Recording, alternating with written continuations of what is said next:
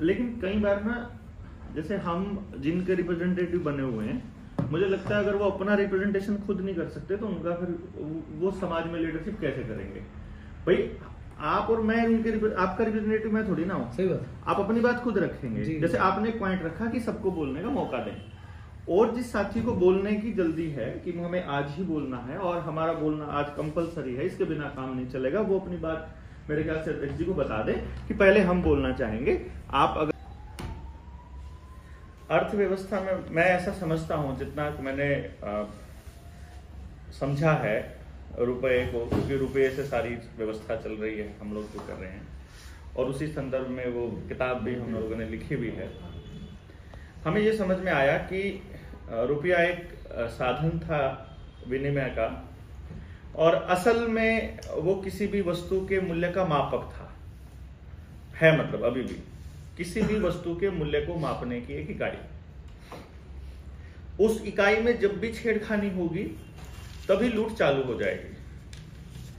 आपको ये इसको समझने के लिए बहुत सिंपल सा एक एग्जांपल मैं आपको दे देता हूं कि किसान ने 100 किलो टमाटर उसके खेत में पैदा किया। उस उत्पादन को जब वो मंडी में लेकर के गया तो मान लेते हैं हम 5 रुपए किलो से उसका टमाटर बिका रेट से, जो कि कभी आज तक उससे ज्यादा बिका नहीं है।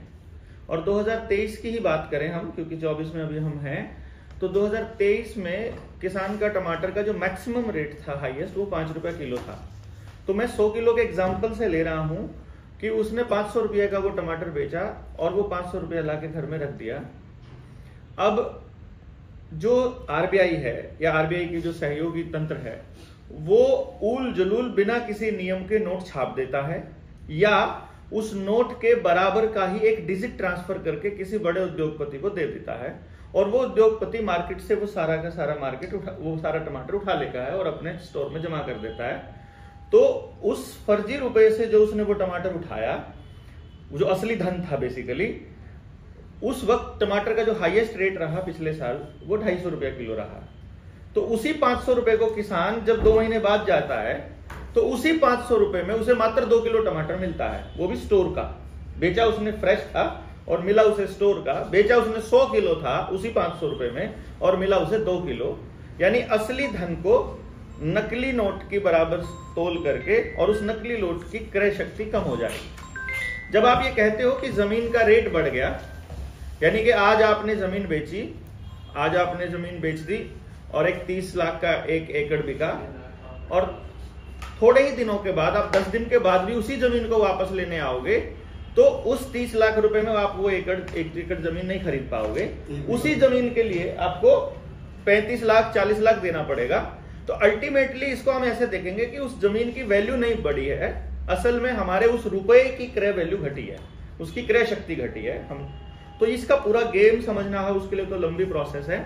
बट मूल में हम अगर ये जानना चाहें कि भाई, अर्थात हमको समझना पड़ेगा कि असली धन क्या है और अर्थव्यवस्था कैसे चलती है, हमको सिखाया कैसे गया है, हमको बताया कैसे गया है अर्थशास्त्रियों के रूप में बैठे जो अनर्थशास्त्रियों ने जो बैठे हैं सत्ता के अंदर।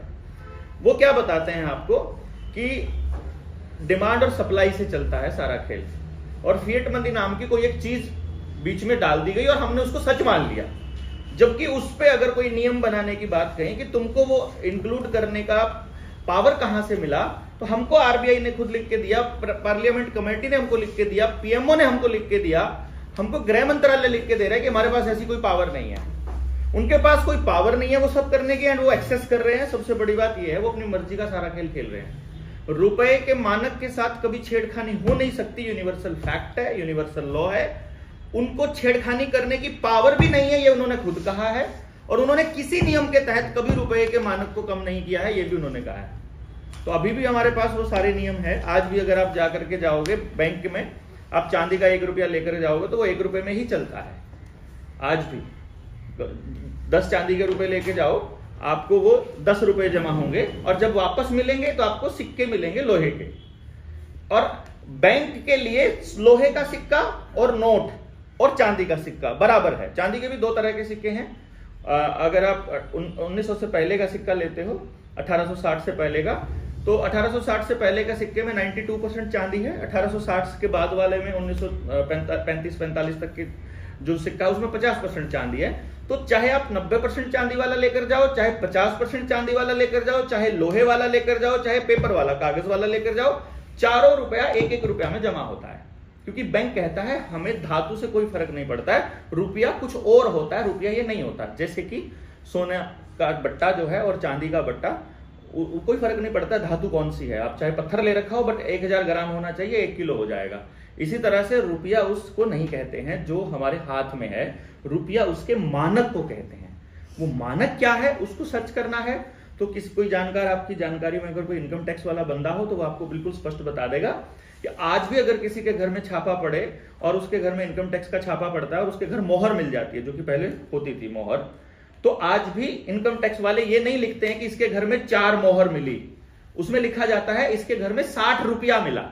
यानी आज भी एक मोहर की जो कीमत है वो 15 रुपए ही है, और यही मानक है, ऑफिशियल दस्तावेज रुपए का जो लीगल मनी का डॉक्यूमेंट है वो इस किताब के अंदर हमने मेंशन किया हुआ है। फोटोकॉपी आरबीआई से सर्टिफाइड कॉपी हमने लगाई हुई है कि 15 रुपए की एक मोहर, दिस इज द स्टैंडर्ड, और एक मोहर में होता है 11.664 ग्राम शुद्ध सोना। यानी 1 रुपए की कीमत जो बनती है, हमारा 1 रुपए का जो मानक है वो 777 मिलीग्राम गोल्ड है, 24 कैरेट का शुद्ध सोना।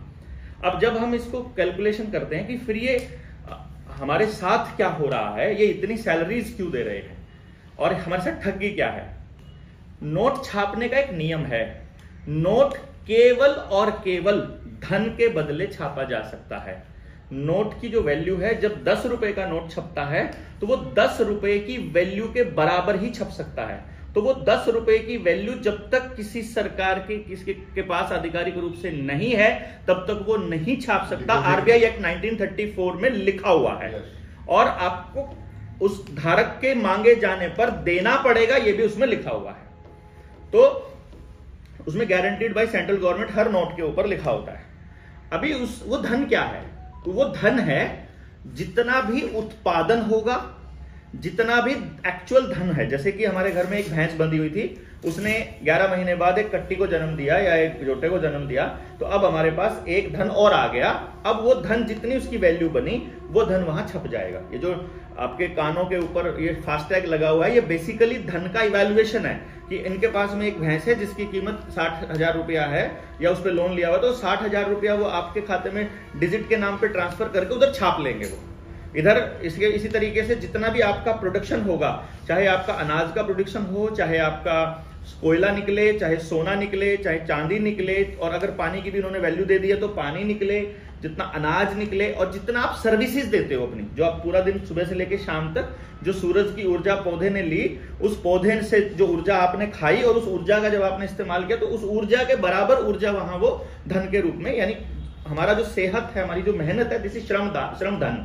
तो इस धन के बदले, यानी पूरा दिन हमने जब आपको मेहनत दी तो आपकी एनर्जी का हम ट्रांसफर करते हैं, तो वो छाप लेते हैं। अब छापने में गड़बड़ क्या हो रखी है कि जब 1 रुपए का सिक्का चांदी वाला भी उतना ही है बैंक के लिए और 1 रुपया लोहे वाला भी उतना ही है, तो जब आप एक सिंपल सा एग्जांपल दीजिए, जब आप जमा कराने गए चांदी का सिक्का तो आपने 1 रुपया दिया, निकलवाया तो 1 रुपया लोहे वाला मिला।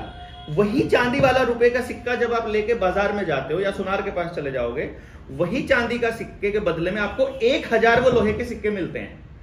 बैंक आपको उस चांदी के सिक्के के बदले दे रहा है 1 लोहे का सिक्का, और जो बाजार है वो दे रहा है 1000 लोहे का सिक्का। इसका मतलब बैंक में पैसा जमा कराने और निकलवाने में आपके साथ 1000 गुना की ठगी हो गई ऑन द स्पॉट। जब भी आप बैंक में ट्रांजैक्शन कर रहे हो, आपके साथ 1000 गुना की ट्रांजैक्शन में गड़बड़ हो रही है, यदि हम सिर्फ चांदी के सिक्के को मानक ले लें। परंतु क्योंकि ऑफिशियल डॉक्यूमेंट ये कहता है कि चांदी का सिक्का मानक नहीं है, असल में रुपए का मानक गोल्ड है, अभी भी ऑफिशियल गोल्ड है, अगर नहीं है तो वो चांदी का सिक्का नहीं चलेगा। अगर वो नहीं है तो मोहर किसी के घर में मिल जाए तो उसको 15 रुपए में नहीं लेगा बैंक, लेकिन अभी भी ले रहा है, इसका मतलब वो अभी भी वैलिड डॉक्यूमेंट है। तो अब वो जब आप बैंक में अपना पैसा जमा कराते हो, यानी जब आप कमाते हो, अपने गेहूं उगाया, चावल उगाया, डंगर से या दूध बेच के या कुछ भी मेहनत बेच के आपने कुछ भी कमाया, तो वो आपने भारत का रुपया कमाया। जब आप जमा कराने जा रहे हो तो वो रुपया जमा कराने जा रहे हो, रियल धन। और जब आपको बैंक से वो नोट मिल रहा है, that is a fake note, जो कि ऑफिशियली आरबीआई ने लिखा है कि हाँ ये नकली है।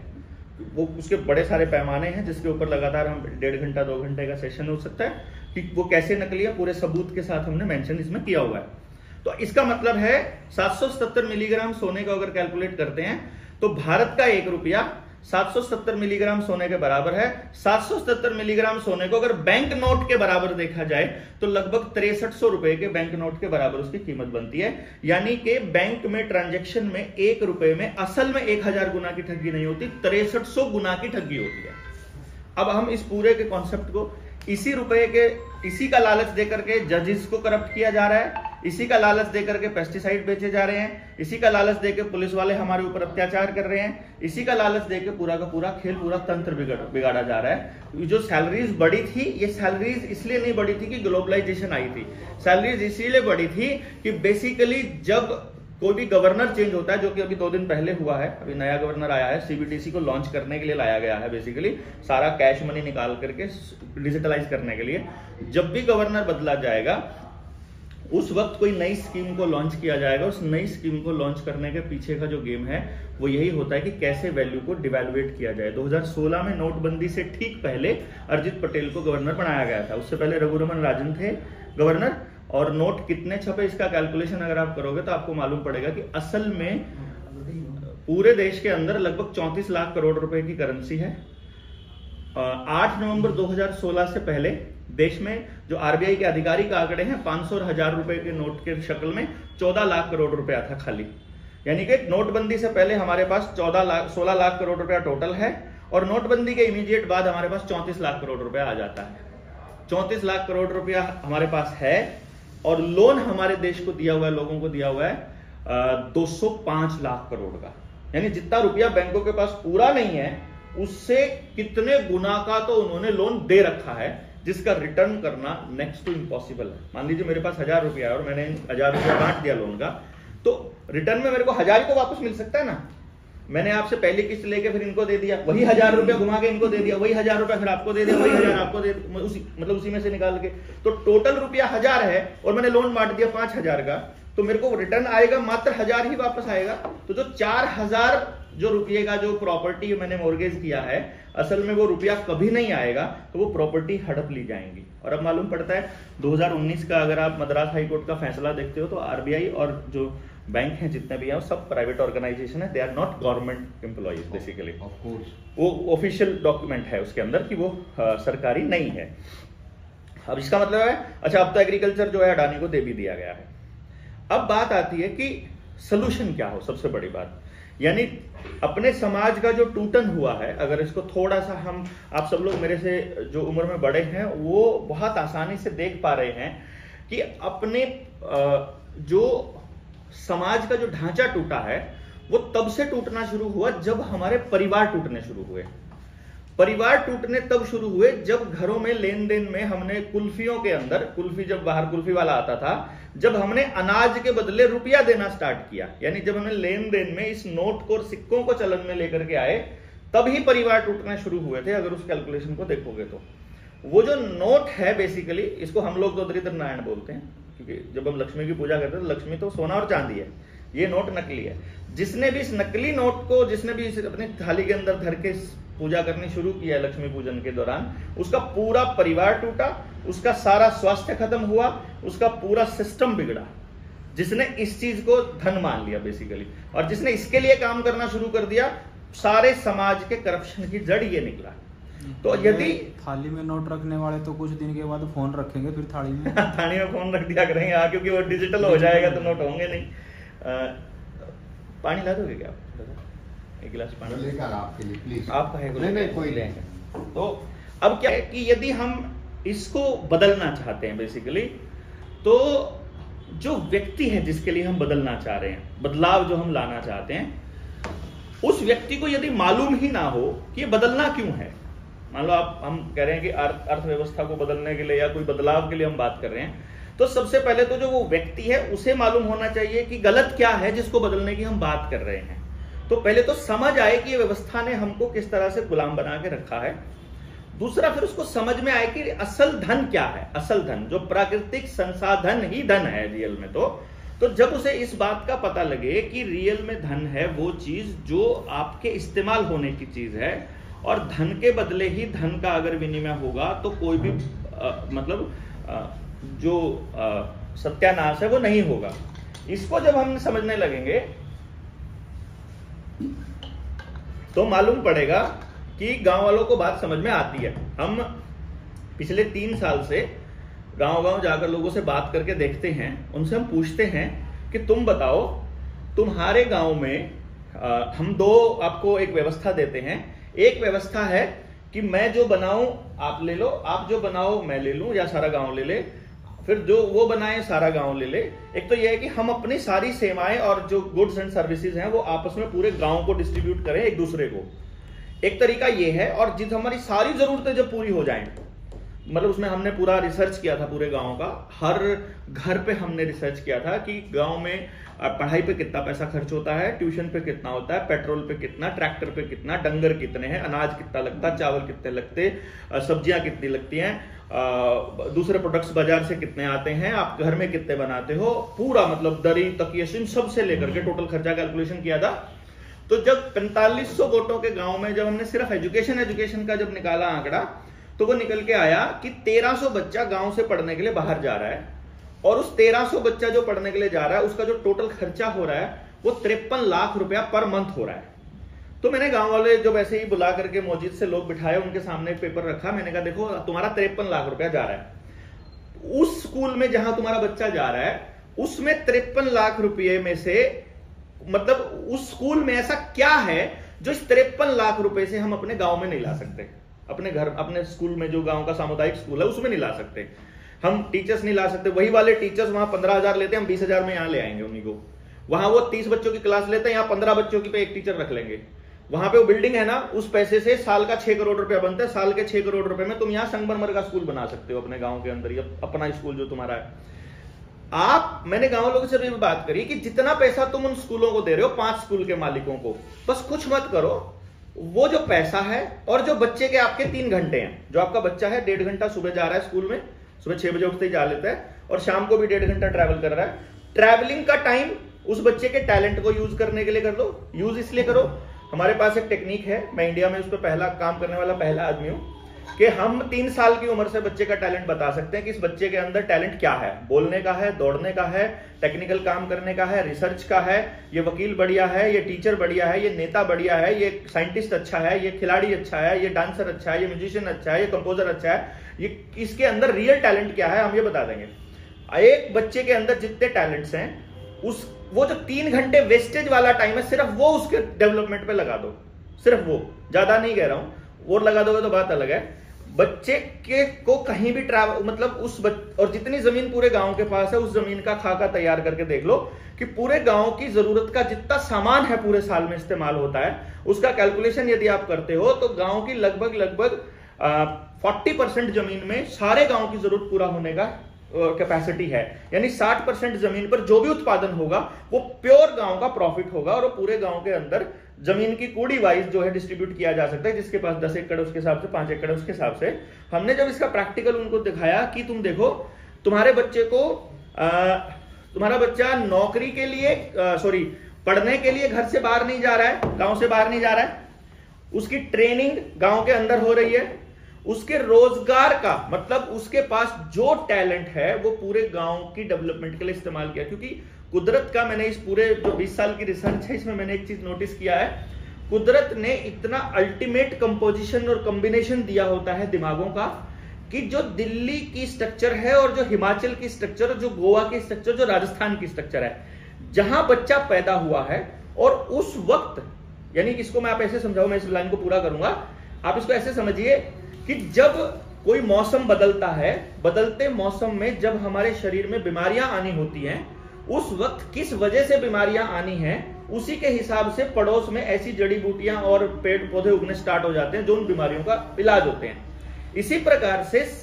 सिस्टम दिया हुआ है कि बच्चा जहां पैदा हुआ है और उस वहां की जो भी गड़बड़ है, जितनी भी गड़बड़ है, उन गड़बड़ों को ठीक करने के लिए किस तरह के दिमाग और किस तरह के शरीर चाहिए, इसका हिसाब कुदरत को पहले से होता है और वहां वैसे ही बच्चे जन्म लेते हैं। हम जो कचरा करते हैं वो ये करते हैं कि हम खाना अगर वहां से, यानी कि नियम ये है कि यदि परमात्मा ने हमको ट्रैवल करने के लिए बनाया होता तो हमको पंख दिए होते। जिन पक्षियों को प्रवासी बनाया है, जो प्रवासी पक्षी हैं जो वहां नहीं रह सकते, उनको जाना पड़ेगा, उनको पंख दिया है कि तुम सुबह से लेकर रात तक कितना ट्रैवल कर सकते हो। आदमी को 2 पैर दिए, उसका कैलकुलेशन ये है कि सूर्योदय से सूर्यास्त तक जितनी दूर जाकर वापस आ सकता है वही दूरी तक उसका विस्थापन सही है। उससे ज्यादा ना वो काम करने जाए, उससे दूर की वनस्पति को खाना ना बंद कर दे, उससे दूर उसी एरिया में उसकी बीमारियों का इलाज मिलेगा, उसी एरिया में उसके टैलेंट का इस्तेमाल होगा, उसी एरिया के लिए वो बना हुआ है, उसी एरिया का डिजाइन, वो इसका दिमाग इस तरीके से बना होता है कि वो उसी एरिया में तैयार होकर उसी एरिया की डेवलपमेंट के लिए बना है। तो इसको जब हमने थोड़ा सा बताया गांव वालों को, तो गांव वालों को समझ में आया कि यस, अगर हमें बच्चे को पढ़ने के लिए भी बाहर नहीं जाना पड़ रहा, ट्रेनिंग के लिए भी बाहर नहीं जाना पड़ रहा, उत्पादन के लिए बाहर नहीं जाना पड़ रहा, और घर की और अपनी जरूरत का हर सामान, कपास अपनी उगा करके अपना कपड़ा बनाया जा सकता है, अपने ही पेड़ों से लकड़ी का काम किया जा सकता है, अपने जंगल से जंगल और अपने जानवरों पर आधारित अर्थव्यवस्था खड़ी की जा सकती है, खान पान के साथ साथ मतलब हम मेडिसिनल पर्पज से की जो दवाइयों की जरूरत है वो भी वहीं पूरी कर सकते हैं। अपना नाई, अपना सुनार, अपना लोहार, अपना कुम्हार, अपना बढ़ई, अपना खेतीहार, अपना मजदूर, अपने सहयोगी, अपने टीचर्स, अपने वकील, अपना सब कुछ वहां कैलकुलेट करें तो हम किसी भी आदमी को किसी भी रोड की आवश्यकता नहीं है। जो आप कह रहे थे कि कोई आदमी खड़ा होकर के गए, वही हर आदमी ये लाइन बोलेगा कि हमें ये तुम्हारे तुम्हारी 6 लेन की सड़क है नहीं चाहिए, क्योंकि हमें जाना ही नहीं कहीं, हमको पढ़ने के लिए कहीं नहीं जाना, हमको नौकरी के लिए कहीं नहीं जाना, हमको सुबह उठ के जाना ही नहीं, हमें अपने गांव में सब कुछ मिल रहा है, हमारा क्या जरूरत है। क्योंकि मुझे कश्मीर की सेब नहीं चाहिए। जिस दिन गांव वालों को यह पता चलेगा कि कश्मीर की सेब खाने का लाभ केवल कश्मीर के मौसम में जाकर खाने से है, यदि आप खाना चाहते हो तो कश्मीर जाओ, महीना भर रहो, वहां जितना सेब जी करे खाओ, वो कश्मीर की सेब जैसे ही यहां आ जाएगी, दिल्ली एरिया में आएगी, उसका कोई लाभ नहीं, उल्टा वो नुकसान है, वो बीमारी है बेसिकली। जब आप, क्योंकि आपको बनाया ही इस तरीके से गया है, वहां शरीर पे कितने बाल होंगे, शरीर किस तरह किस चीजों का प्रतिरोधक होगा, उस शरीर का रंग कैसा होगा, ये सारा डिजाइन शरीर का पूरा जहां वो बच्चा पैदा हुआ है उसके हिसाब से होता है। तो विस्थापन अपने आप में एक बहुत बड़ा गेम है, बहुत बड़ा षड्यंत्र है। उन्हीं वर्ल्ड इकोनॉमिक फोरम को जब वो समझ में आ गया उनको कि जो आदमी अपनी पुश्तैनी जमीन पर रह रहा है और जिस आदमी की अर्थव्यवस्था उसके जल जंगल जमीन पर आधारित है, उस आदमी को आप निकाल नहीं सकते।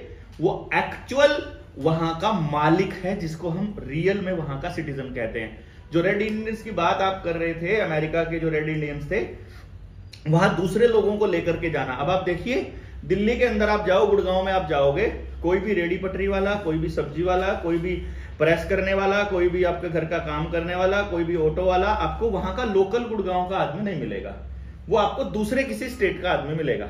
यही काम हर स्टेट में हो रहा है। मतलब हिमाचल का आदमी हरियाणा चंडीगढ़ आ रहा है, हरियाणा का आदमी जो है वो दिल्ली आ रहा है, दिल्ली का आदमी अमेरिका जा रहा है, रोहिंग्यास जो है पश्चिमी बंगाल में आ रहे हैं नजदीक के गांव में, वो वहां उस गांव वाले कलकत्ता आ रहे हैं, कलकत्ता वाले बाहर जा रहे हैं, बंबई की तरफ आ रहे हैं, बिहार वाला हरियाणा और पंजाब आ रहा है, और हरियाणा पंजाब वाला अमेरिका और कनाडा जा रहा है, और अमेरिका और कनाडा वाले आंदोलन कर रहे हैं कि हमारे यहाँ भी रोजगार नहीं है। मतलब हर आदमी विस्थापन इसलिए कर रहा है क्योंकि उसको ये दिख रहा है कि हमारे यहाँ रोजगार नहीं है, और जहां जा रहा है वहां की भी जनरेशन ये कह रही है कि हमारे पास रोजगार नहीं है। तो बहुत बड़ा एक साइकिल उन्होंने क्रिएट कर दिया कि हर आदमी अपनी जड़ें छोड़ दे। तो यदि इस व्यवस्था के इस समस्या का समाधान करना चाहते हैं तो इसके मूल में हम 3-4 लाइनें ही बोलते हैं, ज्यादा डिटेल में नहीं बताते, कि अगर जितनी पूरी की पूरी चर्चा को अगर इन चीजों पे केंद्रित कर दें कि ये कैसे होगा, और वहां के गांव वालों के पास इसका सोल्यूशन है, हमने देखा है जहां भी हम गए वहां गांव वालों के पास इसका समाधान है। पहली लाइन है कि जल जंगल जमीन और जानवर, इन 4 चीजों का फैसला वहां का लोकल आदमी करेगा, बात खत्म।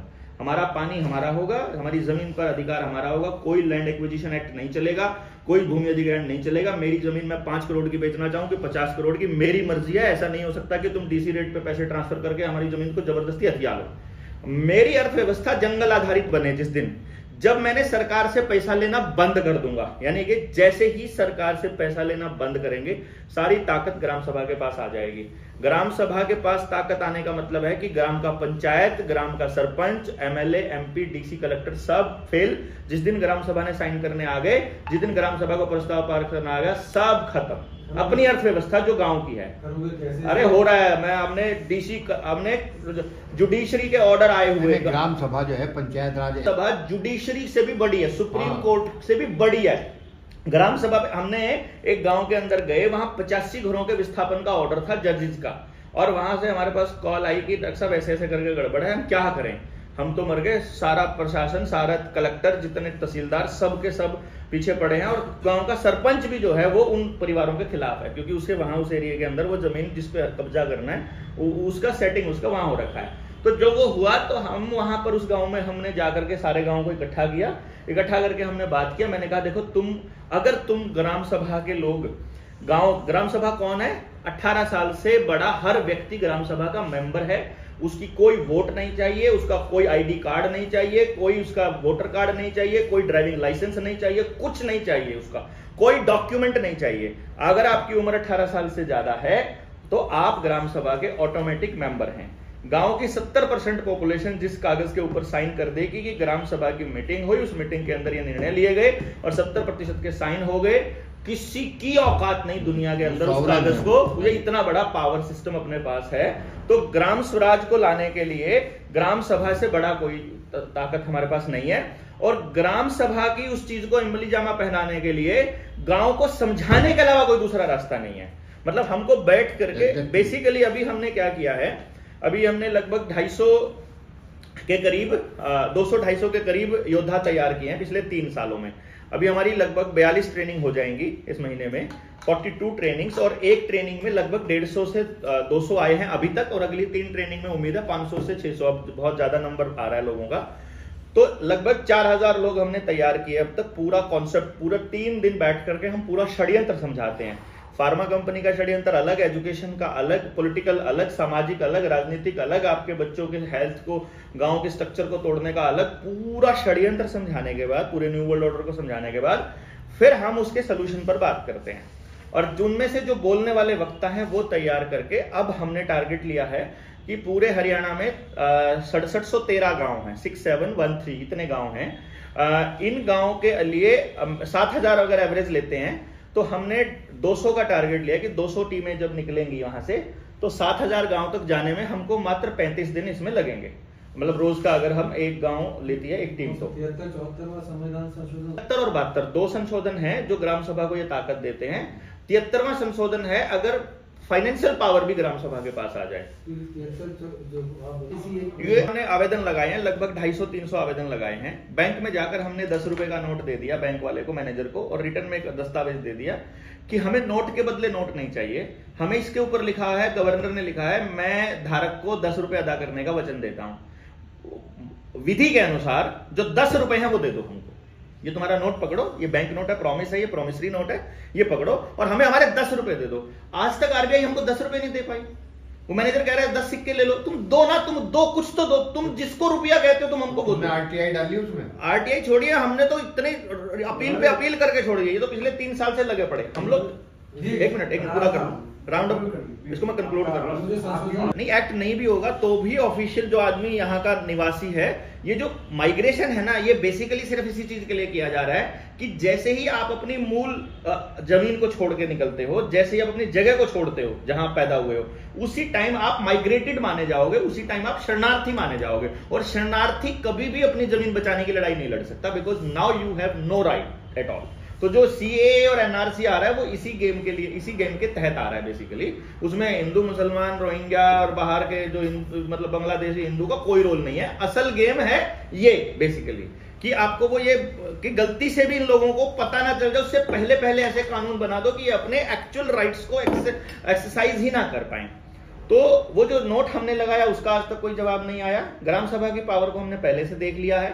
पैसे को हमने देखा है कि यदि गांव के लोगों को, जिस दिन हमने धन का असल वैल्यू बता दिया, हमने गांव वालों को बताया कि देखो कितना बड़ा गेम है, तुम्हारी लैट्रिन का खड्डा जो है उसका पाइप बाहर निकाला नाली में, नाली के जरिए सारा लैट्रिन का पानी जा रहा है गांव के जोहड़ में, जोहड़ में कोई पानी पिलाना है अपने डंगरों को, चाह नहीं रहा।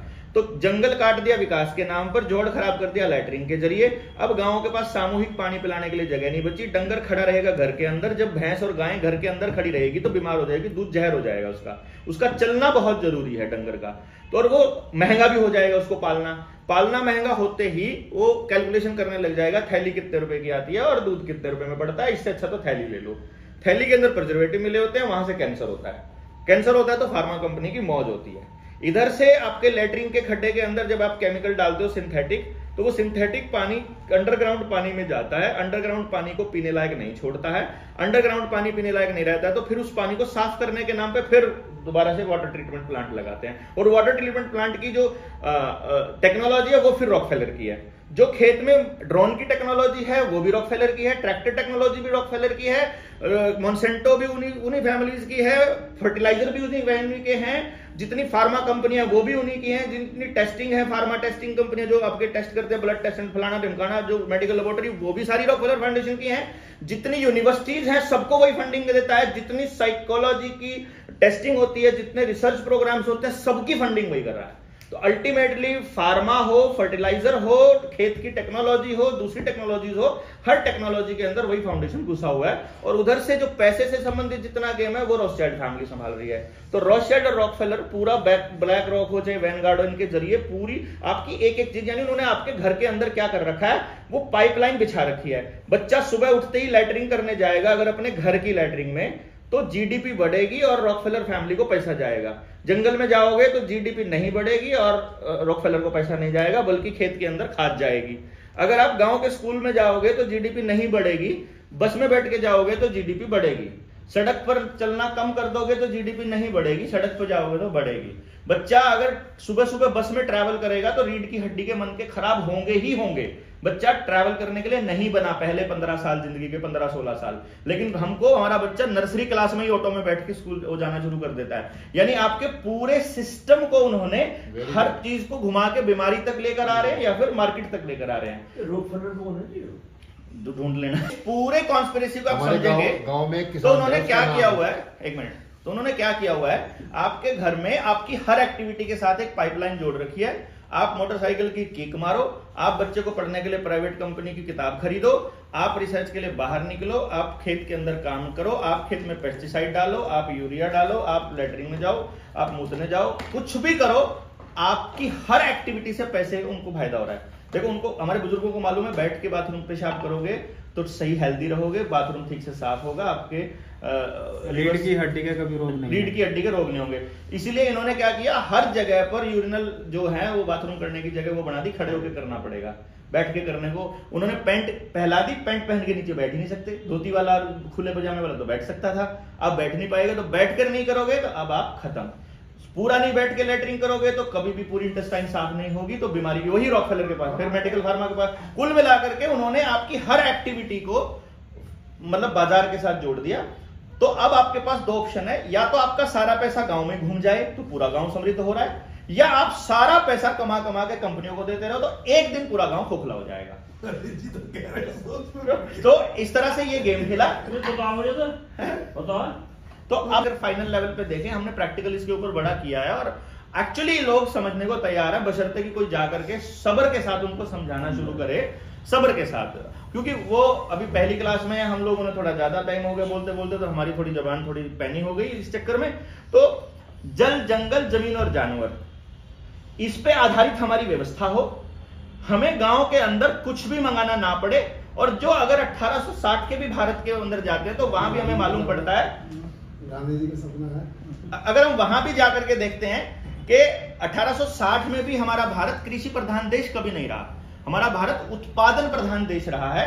और हर चीज जो जरूरत की है मानव के लिए, वो सब की सब हमारे यहाँ उत्पादन रहता है। तो जब गांव अपनी जरूरत का सारा सामान बना लेगा अपने गांव के अंदर, और जो बची हुई जमीन और बचा हुआ उत्पादन जब सेल के लिए बाहर निकलेगा, तो हर घर के अंदर प्रॉफिट आएगा, हर घर के अंदर असल धन। हम कोई पैसा नहीं लेंगे, हम सामान के बदले सामान ही लेके आएंगे, चाहे सोना लेंगे चाहे सामान, तो आपके हर घर में समृद्धि बढ़ेगी। एवरीबडी, मतलब कोई ऐसा व्यक्ति बचेगा ही नहीं, चाहे गरीब हो अमीर हो, को फर्क ही नहीं पड़ता।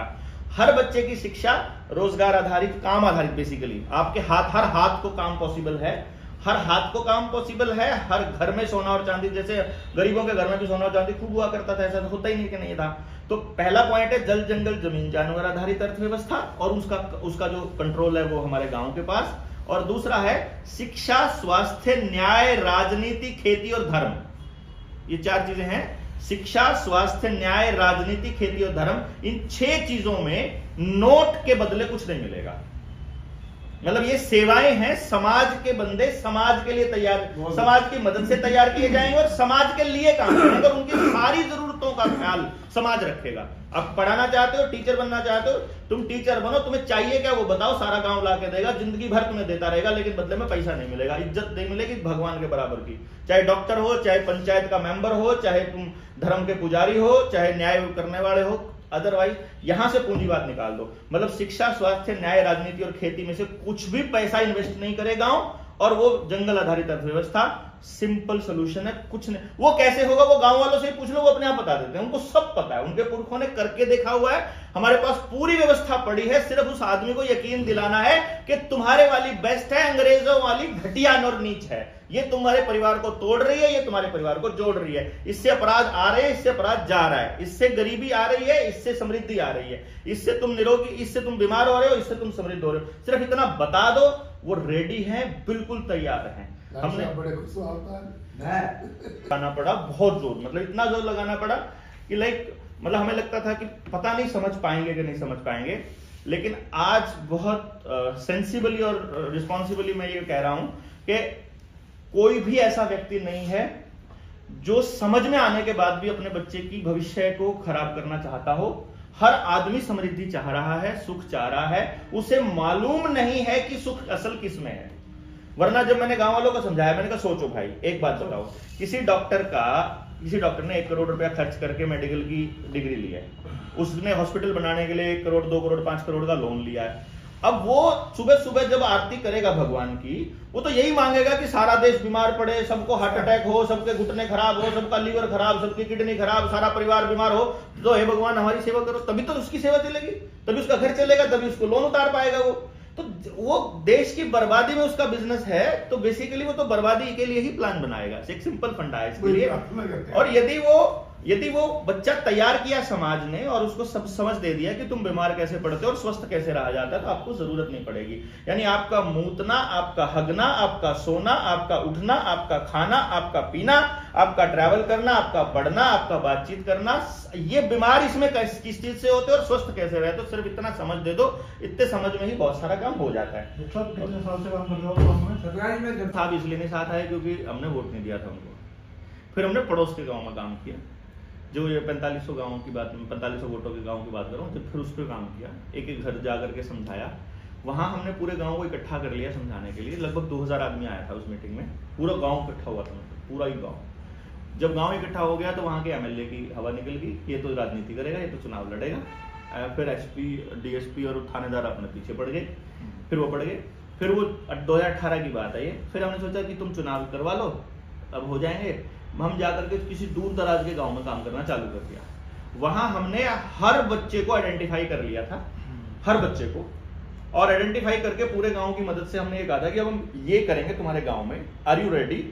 तो पूरे गांव का एक भी आदमी ऐसा नहीं था जो ये कहता हो कि हम तुम्हारे साथ नहीं। एक भी, मतलब 100%। जैसे बच्चा, ये बच्चे की रिपोर्ट है, दोनों पेरेंट को, माँ बाप को बिठाया, तुम्हारा बच्चे का रिपोर्ट ये कहता है कि तुम्हारा बच्चा बहुत अच्छा स्पोर्ट्स पर्सन है। एक रास्ता है कि तुम अपने बच्चे को शहर ले जाओ और स्पोर्ट्स खिलाओ। दूसरा रास्ता ये कि पूरे गांव के 100 बच्चे स्पोर्ट्स पर्सन है, हम 100 बच्चों के माँ बाप की हेल्प से 2 कोच गांव में बुलाएंगे। बोलो तैयार हो? तैयार हैं। बदले में तुम क्या दोगे? जो पैसा कमा रहा था उसने बोला हमसे जो मदद चाहिए हम पैसा दे देंगे। जो पैसा नहीं कमा रहा था, दिहाड़ी कमा रहा था, उसने बोला हमारे पास पैसा नहीं है। हमने कहा तुम्हें दिहाड़ी देनी पड़ेगी। दिहाड़ी भी तुम्हें अब मेरे घर का काम नहीं करना, तुम स्कूल का या सामूहिक काम करने के लिए दिहाड़ी देनी पड़ेगी। बोला कितनी दिहाड़ी देनी पड़ेगी? मैंने कहा जिंदगी के 40 दिन तुमको देने हैं जब हम तुमको बुलाएं। एवरीबडी वाज रेडी, 100% अटेंडेंस, 350 बच्चे, 14,000 दिहाड़ियां। फिर हुआ उस गांव में कुछ? अरे वो यार हुई तो 14,000 दिहाड़ियां, 350 बच्चे, 14,000 दिहाड़ियां रजिस्टर के अंदर एंट्री करके 2 मार्च 2020 को पूरा प्रोग्राम करके आसपास के 8 गांव ने डिसाइड किया। मतलब जिस दिन हमने उस गांव में प्रोग्राम किया था, आसपास के सारे गांव ट्रॉलियों में भर के आए थे, हमारे गांव में भी करो, हमारे गांव में भी करो। सब तैयार हो गए थे। और 22 मार्च को लॉकडाउन लग गया। ठीक है ना, जब हम फेज 3 में जब एंट्री हुई, और लॉकडाउन के दौरान फिर जेल जाना हो गया, फिर ये कोरोना, फिर ये पूरे वैक्सीनेशन, फिर पूरा जेल कौन गया है। जेल जाना क्या मतलब? जेल भी गया था ना मैं लॉकडाउन में, मास्क का विरोध कर रहे हो, वैक्सीन का, उस विरोध करने में। पहला आदमी था मैं जेल में गया। भाई हम ना मास्क लगाएंगे ना जुर्माना देंगे, हमको मालूम है सारा गेम क्या है, क्योंकि इस गेम के विषय में बहुत पहले से बता रहे ये थे। तो कॉन्स्पिरेसी थी पूरा गेम प्लान था। इस पूरे गेम प्लान पे बात करते करते एक बात रियलाइज हुई, फिर इस दौरान एक चीज रियलाइज हुई कि यदि हम